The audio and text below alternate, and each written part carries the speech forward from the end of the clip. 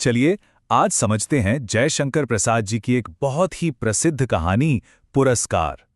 ये कहानी एक बहुत ही सीधे से सवाल से शुरू होती है, लेकिन हमें प्रेम, कर्तव्य और त्याग के गहरे द्वंद्व में ले जाती है। तो इसी सवाल के साथ आइए इस कहानी की दुनिया में चलते हैं। ये एक ऐसा सवाल है जो इस कहानी की नायिका मधुलिका की पूरी जिंदगी को आप कह सकते हैं एक तरह से डिफाइन कर देता है। देखिए, जब हम जयशंकर प्रसाद जी की बात करते हैं तो हम बात कर रहे हैं छायावाद के एक बहुत बड़े स्तंभ की। उनकी कहानियों की खासियत ही यही है कि वो व्यक्ति और राष्ट्र या फिर प्रेम और कर्तव्य के बीच के संघर्ष को बड़ी दार्शनिक गहराई से दिखाते हैं, और पुरस्कार तो जैसे इसी स्टाइल का एक परफेक्ट एग्जाम्पल है। तो कहानी हमें ले चलती है कौशल राज्य में, जहां एक कृषि उत्सव मनाया जा रहा है, और यहीं हमारी मुलाकात होती है कहानी की मुख्य पात्र मधुलिका से।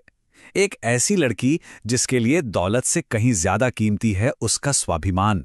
कोसल में एक बड़ी खास परंपरा थी। वहां हर साल राजा खुद किसी किसान के खेत में हल चलाकर कृषि को सम्मान देते थे, और इस साल किस्मत से ये सम्मान मिला मधुलिका की पैतृक भूमि को।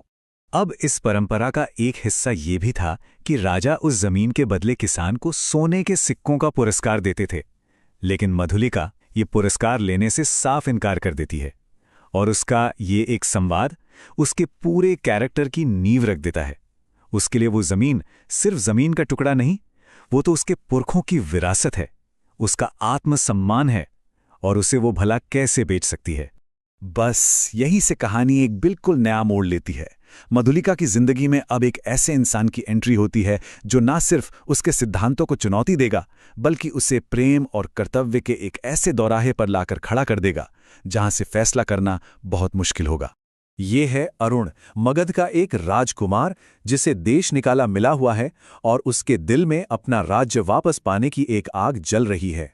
उसे मधुलिका में एक सहारा नजर आता है।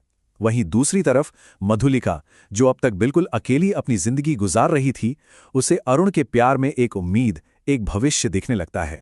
पर यह प्यार इतना आसान नहीं था। इसके साथ एक बहुत बड़ी परीक्षा भी जुड़ी थी। अरुण अपने राज्य को वापस पाने के लिए कौशल पर ही हमला करने का प्लान बनाता है। तो अब मधुलिका के सामने एक बहुत बड़ा सवाल था। एक तरफ है उसका प्यार अरुण, और दूसरी तरफ है उसका देश कौशल। वो किसे चुने?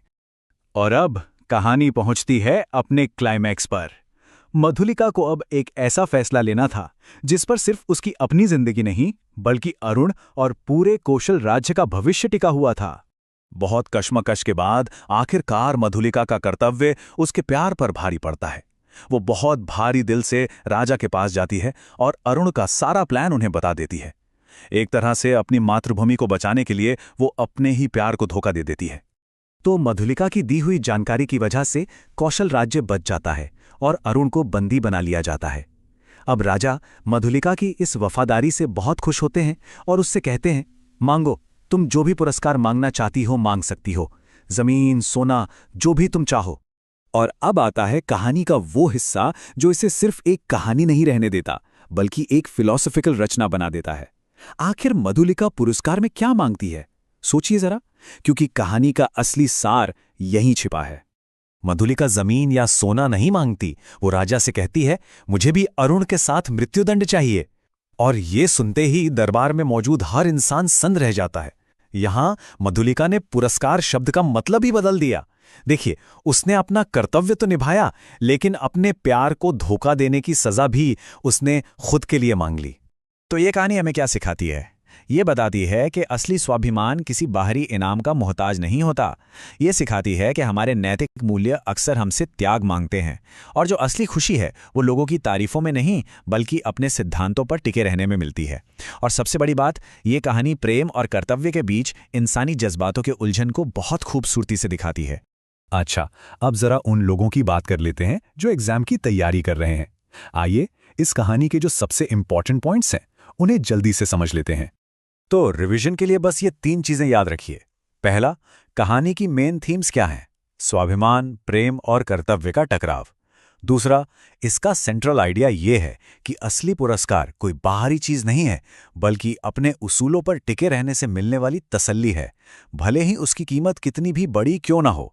और तीसरा, एक कॉमन सवाल जो बन सकता है वो है मधुलिका का कैरेक्टर स्केच।